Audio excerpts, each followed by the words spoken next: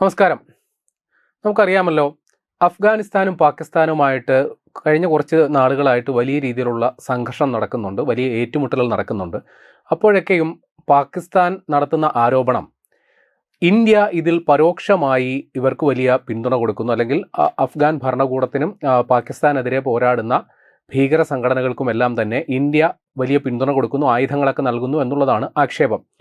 പക്ഷേ ഇന്ത്യ ആ കാര്യത്തിൽ എല്ലാ തരത്തിലും ആ ആരോപണം നിഷേധിക്കുകയാണ് ചെയ്തത്. ഒരു തരത്തിലും നമ്മൾ അവർ ആയുധങ്ങൾ കൊടുത്ത് സഹായിക്കുക മറ്റോ ചെയ്തിട്ടില്ല. ഇനി അങ്ങനെ ചെയ്തെങ്കിൽ അതിൻ്റെ തെളിവുകൾ പുറത്തു വന്നാൽ അത് ഇന്ത്യക്ക് വലിയ നാണക്കേടായിരിക്കും, അല്ലെങ്കിൽ ഇന്ത്യയുടെ പ്രഖ്യാപിത നിലപാടുകൾക്ക് വിരുദ്ധമായ ഒരു നടപടിയായിരിക്കും ആ രീതിയിൽ എന്തെങ്കിലും നടപടി ഉണ്ടായാൽ. പക്ഷേ ഇന്ത്യ അവിടെ ഇറങ്ങി കളിക്കുന്നുണ്ടോ? ഇങ്ങനെ ഒരു സംശയം ഇപ്പോൾ പ്രബലമാണ്. മുമ്പ് നമുക്കറിയാമല്ലോ, കാണ്ഡഹാർ വിമാനത്താവളം സംഭവം ഉണ്ടല്ലോ, വിമാന റാഞ്ചൽ കേസ്. കാണ്ഡഹാർ വിമാനത്താവളത്തിൽ നമ്മുടെ അജിത് ഡോവൽ അന്ന് ഒരു തവണ പോയി ചെന്നതാണ്. നമ്മുടെ ദുരന്തർ സിനിമ കണ്ടവർക്കൊക്കെ ആ രംഗം ഇപ്പോൾ മനസ്സിലോട്ട് വന്നിട്ടുണ്ടാകണം. വീണ്ടും അജിത് ഡോവൽ അവിടെ ഇറങ്ങിയിട്ടുണ്ടോ എന്നൊരു സംശയമാണ് ഇപ്പോൾ വരുന്നത്. ഇത് പറയാൻ കാരണം സംഗതി ഇതാണ്. കഴിഞ്ഞ മെയ്യിൽ 2026 മെയ്യിൽ റഷ്യയും താലിബാൻ ഭരണകൂടവുമായിട്ട് ഒരു സുരക്ഷാ പ്രതിരോധ സഹകരണ കരാർ ഒപ്പുവെച്ചു. അപ്പോൾ റഷ്യയും താലിബാനുമായിട്ട് അല്ലെങ്കിൽ അഫ്ഗാനുമായിട്ടൊരു കരാർ ഒപ്പുവെച്ചതിൽ ഇന്ത്യക്ക് എന്താണ് റോള് എന്ന് ചോദിച്ചാൽ റോളുണ്ട്. അത് ഞാൻ അവസാനം പറഞ്ഞു തരാം. അപ്പോൾ ഈ കരാർ പ്രകാരം 2026 മെയ് 27 മോസ്കോയിൽ വെച്ചാണ് ഈ കരാർ ഒപ്പിട്ടത്. Russian security council secretary Sergei ഷോയ്ഗുവും താലിബാൻ പ്രതിരോധ മന്ത്രി മുള്ള മുഹമ്മദ് യാക്കൂബും തമ്മിലായിരുന്നു ഈ തന്ത്രപ്രധാന കരാർ ഒപ്പുവെച്ചത്. അപ്പോൾ ഈ കരാർ പ്രകാരം സൈനിക ഉപകരണങ്ങൾ നവീകരിക്കാനും അറ്റകുറ്റപ്പണികൾ നടത്താനുമുള്ള സഹായം റഷ്യ വാഗ്ദാനം ചെയ്തിട്ടുണ്ട്. സോവിയറ്റ് യൂണിയൻ കാലത്ത് അഫ്ഗാനിൽ നൽകിയ ആയുധങ്ങളുടെയും ഹെലികോപ്റ്ററുകളുടെയും നവീകരണമാണ് വാസ്തവത്തിൽ ഇതുകൊണ്ട് ഉദ്ദേശിക്കുന്നത്. അപ്പം നമുക്കറിയാമല്ലോ, ഒരു കാലത്ത് സോവിയറ്റ് യൂണിയൻ അഫ്ഗാനിൽ അധിനിവേശം നടത്തിയിരുന്നു. ആ കാലത്ത് പഴയ സോവിയറ്റ് യൂണിയൻ ഉപേക്ഷിച്ചു പോയ പല ആയുധങ്ങളും ഇപ്പോഴും അഫ്ഗാന്റെ മണ്ണിൽ അവശേഷിക്കുന്നുണ്ട്. അതെല്ലാം ഒന്ന് പൊടിതട്ടിയെടുക്കുക, ചിലതൊക്കെ തുരുമ്പെടുത്ത് പോയിട്ടുണ്ടാകും, എന്നിരുന്നാലും അതൊക്കെ പൊടിതട്ടിയെടുക്കുക എന്നുള്ളതാണ് ഈ കരാറിൻ്റെ അടിസ്ഥാന ലക്ഷ്യം. അപ്പോൾ ഇനി എന്തൊക്കെ ആയുധങ്ങളാണ് ഈ സോവിയറ്റ് യൂണിയൻ കാലത്ത് അഫ്ഗാനിൽ ഉണ്ടായിരുന്നത് എന്നുള്ളത് കൂടി നമുക്ക് നോക്കാം. ഒന്ന്, Mi-8, Mi-17 പാസഞ്ചർ ഹെലികോപ്റ്ററുകൾ, അതൊരു 11 അഫ്ഗാനിൽ ഇപ്പോഴുണ്ട്. പിന്നെ Mi-24 ഹെലികോപ്റ്ററുകൾ, അത് യുദ്ധ ആവശ്യങ്ങൾക്കുള്ളതാണ്, അങ്ങനെ 4 ഉണ്ട്. AN-26, AN-36 വിമാനങ്ങൾ, അത് 3 ഉണ്ട്. പിന്നെ T-55, T-66 ടാങ്കുകൾ, അത് ഡസൻ കണക്കിനാണ്. പിന്നെ കാമാസ് എന്ന പേരിലുള്ള ട്രക്കുകൾ, സൈനിക ആവശ്യങ്ങൾക്കായിട്ടുള്ള കവചിത വാഹനങ്ങളടക്കം നിരവധി സംഗതികളുമുണ്ട്. ഏറ്റവും പ്രധാനം, റഷ്യൻ നിർമ്മിത AK-47 തോക്കുകൾ ലക്ഷക്കണക്കിന് അഫ്ഗാന്റെ കയ്യിലുണ്ട് എന്നുള്ളതാണ് നമ്മൾ മനസ്സിലാക്കി വെക്കേണ്ടത്. ഇനി മറ്റ് റഷ്യൻ നിർമ്മിത ആയുധങ്ങൾ എന്നിവ റിപ്പയർ ചെയ്യുകയും പരിപാലിക്കുക എന്നതാണ് ഈ കരാറിന്റെ പ്രാഥമിക ലക്ഷ്യമെങ്കിലും ഭാവിയിൽ അത്യന്താധുനിക ആയുധങ്ങളും വ്യോമ പ്രതിരോധ സംവിധാനങ്ങളും അടക്കമുള്ളവ അഫ്ഗാന്റെ മണ്ണിലേക്ക് എത്തപ്പെടും, റഷ്യ വഴി എത്തപ്പെടുമെന്നുള്ളതാണ് റിപ്പോർട്ടുകൾ പറയുന്നത്. അപ്പോൾ ഇതിന് ബദലായി ഇപ്പോൾ അഫ്ഗാൻ എന്ന് പറയുന്നത് നമുക്കറിയാമല്ലോ, സാമ്പത്തികമായി അത്ര മെച്ചമുള്ള രാജ്യമൊന്നുമല്ല.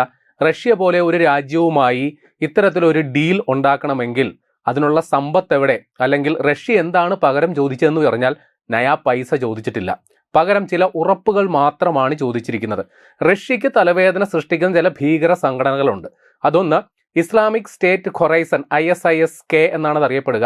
അവരെ അഫ്ഗാന്റെ മണ്ണിൽ നിന്നും തുടച്ചു നീക്കണം. അപ്പോൾ താലിബാൻ ഭരണകൂടം പറഞ്ഞു ശരി, എഗ്രീഡ്. അടുത്തതെന്താണ്? സോവിയറ്റ് യൂണിയന്റെ ഭാഗമായിരുന്ന ഇപ്പോൾ റഷ്യയുടെ സഖ്യരാജ്യങ്ങളായ താജിക്കിസ്ഥാൻ, ഉസ്ബെക്കിസ്ഥാൻ തുടങ്ങിയ രാജ്യങ്ങളുണ്ട്. ആ രാജ്യങ്ങളിലേക്ക് അഫ്ഗാന്റെ മണ്ണിൽ നിന്ന് യാതൊരുവിധ ഭീകരപ്രവർത്തനമോ ഉണ്ടാകാൻ പാടില്ല എന്നുള്ളതാണ് പറഞ്ഞു വച്ചിരിക്കുന്നത്. അപ്പോൾ ഇനി എന്ത് സാഹചര്യത്തിലാണ് ഈ സോവിയറ്റ് യൂണിയൻ അഫ്ഗാൻ മണ്ണിലേക്ക് വന്നത് എന്നുള്ളതുകൂടി നമുക്ക് പറഞ്ഞ് നോക്കാം. 1978 കാലയളവിലാണ് സോവിയറ്റ് യൂണിയൻ, ഇന്നത്തെ റഷ്യ, അഫ്ഗാന്റെ മണ്ണിലേക്ക് അധിനിവേശം നടത്തിയത്. അതിൻ്റെ കാരണം, അന്ന് അവിടെ ഒരു ഇടതുപക്ഷ ഭരണകൂടമാണ് ഉണ്ടായിരുന്നത്. ആ ഇടതുപക്ഷ ഭരണകൂടത്തിനെതിരെ ചില മതമൗലികവാദികൾ, മുജാഹിദീനുകൾ വലിയ പ്രക്ഷോഭം നടത്തുകയും അവരെ പുറത്താക്കാൻ ശ്രമിക്കുകയും ചെയ്തു.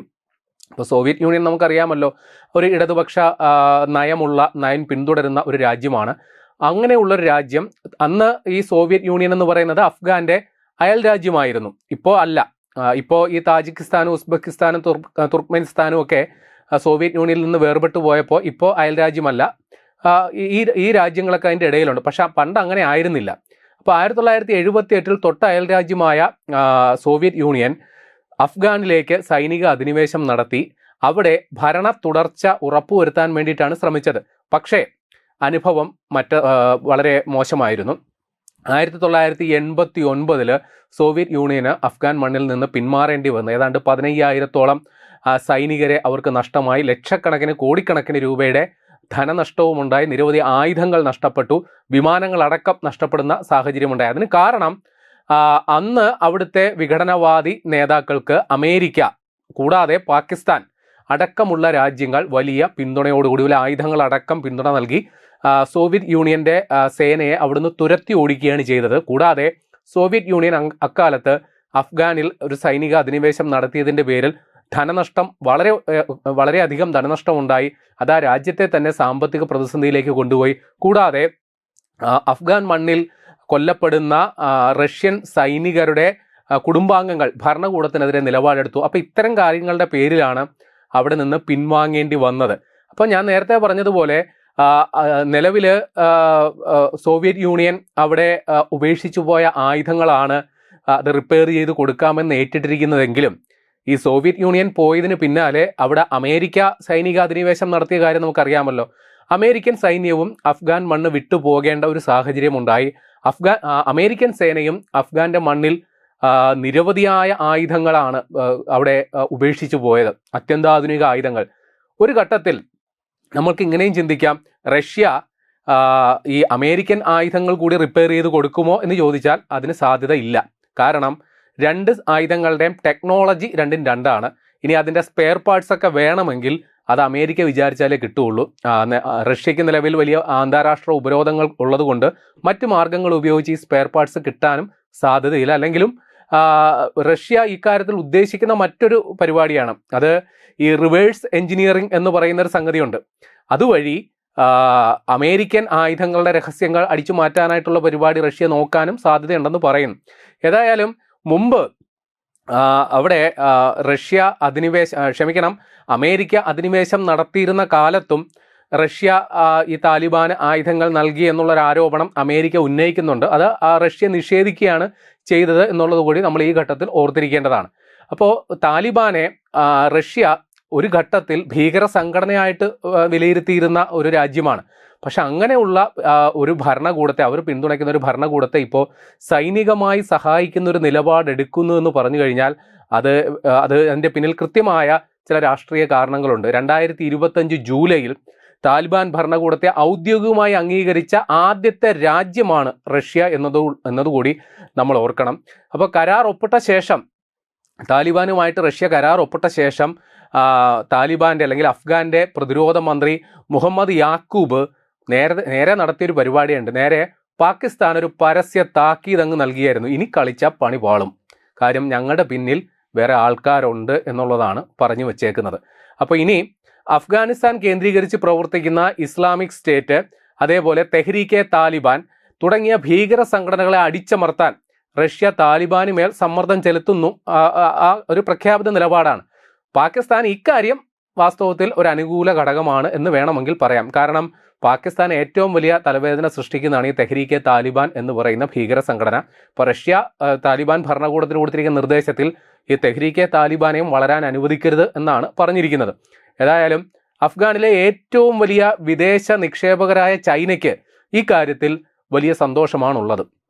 കാര്യം നമുക്കറിയാമല്ലോ, റഷ്യയും ചൈനയുമായിട്ട് നല്ല സഖ്യത്തിലും നല്ല സഹകരണത്തിലും ഉള്ള രാജ്യമാണ്. ഇപ്പം ചൈനയ്ക്കും ഈ കാര്യത്തിൽ സന്തോഷമാണ്, ഇന്ത്യക്കും സന്തോഷമേ ഉള്ളൂ എന്നുള്ളത് കൂടി നമ്മൾ മനസ്സിലാക്കി വെക്കണം. അപ്പോൾ ചൈനയ്ക്ക് ഇതുകൊണ്ടുള്ള ഗുണം സിൻജിയാങ് അതിർത്തിയിലെ സുരക്ഷ ഇതോടുകൂടി ഉറപ്പുവരുത്താൻ റഷ്യയുടെ ഇടപെടൽ ഉള്ളതുകൊണ്ട് അവർക്കും ഈ ഭീകര സംഘടനകളുടെ പ്രശ്നമൊക്കെ ഉണ്ട്. ഇപ്പം സിൻജിയാങ് അതിർത്തിയിലെ സുരക്ഷ ചൈനയ്ക്കും ഉറപ്പുവരുത്താൻ സാധിക്കും എന്നുള്ളത് കൂടി മനസ്സിലാക്കി വെക്കണം. ഞാൻ നേരത്തെ പറഞ്ഞല്ലോ, അഫ്ഗാന്റെ മണ്ണിൽ അജിത് ഡോവൽ വീണ്ടും ഇറങ്ങിയോ എന്നൊരു സംശയമുണ്ടെന്ന്. ആ സംശയം അത് എന്താണെന്ന് കൂടി വിശദീകരിച്ചു തരാം. കാരണം 2025 ഓഗസ്റ്റ് 7 ഒരു സുപ്രധാനമായ കൂടിക്കാഴ്ച മോസ്കോയിലെ ക്രെംലിനിൽ നടന്നു. അത് മറ്റാരും തമ്മിലല്ല, 2 സീക്രട്ട് ഏജന്റുമാർ, അതിലൊരാൾ അജിത് ഡോവലാണ്, മറ്റൊരു സീക്രട്ട് ഏജന്റിന്റെ പേര് വ്ളാഡിമിർ പുടിൻ എന്നാണ്.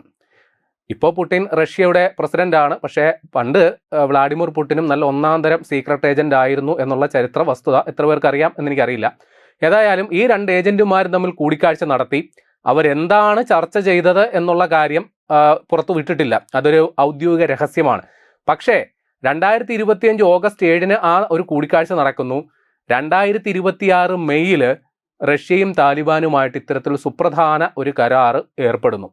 അപ്പോൾ പാകിസ്ഥാനെതിരെ നിരന്തരമായി ഇപ്പോൾ വലിയ വെല്ലുവിളി ഉയർത്തുന്ന താലിബാൻ ഭരണകൂടം, അല്ലെങ്കിൽ പാകിസ്ഥാനെതിരെ നിരന്തര പോരാട്ടം നടത്തുന്ന അവിടെയുള്ള ഏത് സംഘടനയായാലും അവരിത്ര ശക്തമായി ഇപ്പോൾ പ്രതിരോധിക്കുന്നതിന് പിന്നിൽ ആരുടെ ബുദ്ധിയാണെന്ന് സാമാന്യ ബുദ്ധിയുള്ളവർക്ക് ഇപ്പോൾ ചിന്തിച്ച ഒരു വെട്ടം കിട്ടിയിട്ടുണ്ടാകും എന്ന് കരുതുന്നു. ഇനി എന്താണ് ഇപ്പോൾ അവിടുത്തെ യാഥാർത്ഥ്യം എന്തെന്ന് കൂടി മനസ്സിലാക്കി തരാം. ഒരു ഘട്ടത്തിൽ ഈ പാകിസ്ഥാൻ അഫ്ഗാനിൻ്റെ അതിർത്തി കടന്ന് വലിയ രീതിയിലുള്ള വ്യോമാക്രമണം നടത്തിയാണ്. കാര്യം അഫ്ഗാന് അമേരിക്ക ഉപേക്ഷിച്ചിട്ട് പോയതും അല്ലെങ്കിൽ സോവിയറ്റ് യൂണിയൻ്റെ കാലത്തുമുള്ള കരസേനയ്ക്ക് ഉപയോഗിക്കാൻ പറ്റിയ ആയുധങ്ങൾ അവരുടെ കയ്യിൽ അത്യാവശ്യം ഉണ്ട് താനും. പക്ഷേ ഒരു വ്യോമസേന അല്ലെങ്കിൽ ഒരു ആകാശ വെല്ലുവിളി നേരിടാൻ പറ്റുന്ന യാതൊന്നും അഫ്ഗാൻ്റെ കയ്യിലില്ല. അപ്പോൾ പാകിസ്ഥാൻ യഥേഷ്ടം അഫ്ഗാനിൻ്റെ അതിർത്തി കടന്ന് ആകാശമാർഗം ആക്രമണം നടത്തിയിരുന്നു. സമീപകാലത്ത് നിരവധി പേരെ അങ്ങനെ വധിച്ചിട്ടുമുണ്ട് പാകിസ്ഥാൻ. പക്ഷേ ഇപ്പോൾ അത്രയ്ക്ക് അങ്ങ് നടക്കുന്നില്ല, അല്ലെങ്കിൽ പാകിസ്ഥാൻ ഒന്നും മടിക്കുകയാണ്. കാരണം എന്താണെന്നറിയില്ല, ഈ പാകിസ്ഥാൻ്റെ അതിർത്തിയിലെ സൈനിക പോസ്റ്റുകൾക്ക് നേരെ ഭയങ്കരമായ പീരങ്കി ആക്രമണവും റോക്കറ്റ് ആക്രമണവും ഒക്കെ നടക്കുന്നുണ്ട്. കൂടാതെ ചില ഡ്രോണുകളൊക്കെ പാറിപ്പറന്ന് പാകിസ്ഥാനിലേക്ക് വരുന്നുണ്ട്. എവിടുന്നാണ് എങ്ങനെയാണെന്ന് ഒരു പിടിയും കിട്ടുന്നില്ല. ഇനി മറ്റൊരു സംഗതി കൂടി വരുന്നുണ്ട്. ഇനി അവർ ഏറ്റവും ഭയക്കുന്ന സംഗതി അതാണ്. റഷ്യ എങ്ങാനും ഈ വ്യോമപ്രതിരോധ സംവിധാനങ്ങൾ പോലെ, അല്ലെങ്കിൽ ഈ തോളിൽ വെച്ച് തൊടുക്കുന്ന മിസൈലുകൾ, റോക്കറ്റ് ലോഞ്ചറുകൾ പോലുള്ള സംഗതികളൊക്കെ ഉണ്ടല്ലോ, അതെങ്ങാനും കൂടി കൊടുത്തു കഴിഞ്ഞാൽ പിന്നെ പാകിസ്ഥാൻ്റെ കാര്യം പൂർണ്ണമായി. കാര്യം പേടി എന്താണെന്ന് അറിയാത്ത വർഗമാണ് ഈ താലിബാനിൽ അവിടെ ഇരിക്കുന്ന സൈനികരെന്ന് പറയുന്നത്. ഈ പാകിസ്ഥാൻ്റെ അതിർത്തിയിലുള്ള സൈനിക പോസ്റ്റുകൾക്ക് നേരെ കരയുദ്ധം നടത്തിയാണ് അവർ നേരെ ചെന്ന് അവിടെ സൈനിക പോസ്റ്റുകൾ പിടിച്ചെടുത്ത് പാകിസ്ഥാൻ സൈനികരുടെ യൂണിഫോം അടക്കം, അടിവസ്ത്രങ്ങൾ അടക്കം അഫ്ഗാൻ്റെ തെരുവിൽ കൊണ്ട് പ്രദർശിപ്പിക്കുന്ന അത്രയ്ക്ക് ചങ്കൂറ്റമുള്ള ആൾക്കാരാണ്. അപ്പോൾ അവരുടെ കയ്യിൽ ഇമാതിരി ആയുധങ്ങൾ കൂടി കിട്ടിയാലുള്ള അവസ്ഥ, നേരത്തെ തന്നെ ഞാൻ പറഞ്ഞു, പരിമിതമായ ആയുധശേഷിയെ അഫ്ഗാനിലുള്ളൂ എന്നാണ് പൊതുവിൽ നമ്മൾ കരുതിയിരുന്നത്. പക്ഷേ ഇപ്പോൾ എവിടുന്നൊക്കെയോ എങ്ങനത്തൊക്കെയോ കുറേ ഡ്രോണുകൾ പോലെ, റോക്കറ്റുകൾ പോലെ, വലിയ പീരങ്കികൾ പോലെയുള്ള സംഗതികളൊക്കെ അവിടെ വരുന്നു. ആരാണ് കൊടുത്തത് എന്നുള്ളൊരു പിടിയുമില്ല. റഷ്യയുമായിട്ട് നിലവിലുള്ള സംവിധാനമൊക്കെ ശരിയാക്കി കൊടുക്കാം എന്നുള്ളത് മാത്രം, റിപ്പയർ ചെയ്ത് കൊടുക്കാം എന്നുള്ളതാണ് കരാറെങ്കിലും എന്തെങ്കിലും ആയുധം റഷ്യ കൊടുത്തിട്ടുണ്ടോ ഇല്ലയോ എന്നുള്ളത് സംശയമാണ്. ഏതായാലും സുപ്രധാനമായ ഈ ഒരു നീക്കത്തിൻ്റെ പിന്നിലെ ബുദ്ധികേന്ദ്രം ആരാണ് എന്നുള്ളത് നമ്മൾ പ്രേക്ഷകരുടെ ചിന്തയ്ക്ക് വിടുകയാണ്.